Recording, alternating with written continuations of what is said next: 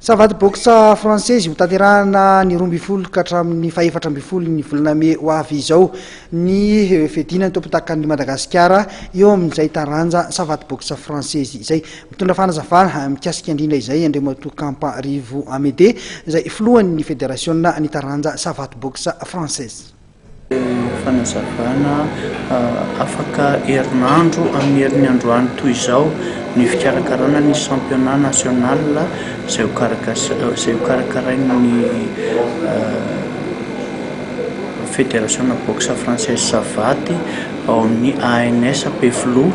ny le 12 le 13 eo avy izao ary ny famaranana ny final izay ho atao ao amin'ny Palais des Sports Mamasina, pardon, tsy Palais des Sports fa Kanja Mitafo Mamasina ary isy fikarakarana miavaka ho karakaraina moa zany satria voalohany amin'ny hitondrana ity zavatra ity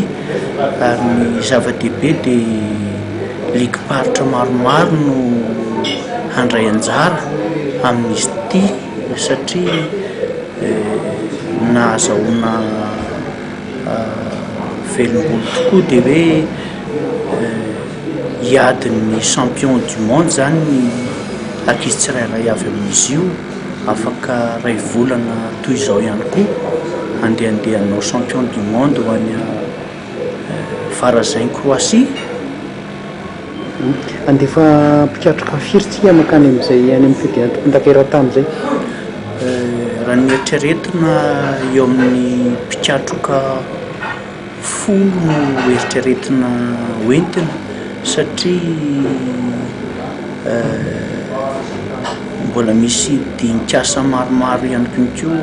ho alehan'ny membre atao amin'ny fédération satria manana fanamby lehibe dia lehibe ny mpitondra amin'izao fotoana izao efa nahazahoana akoro andrayan'ny fampiantranoana ny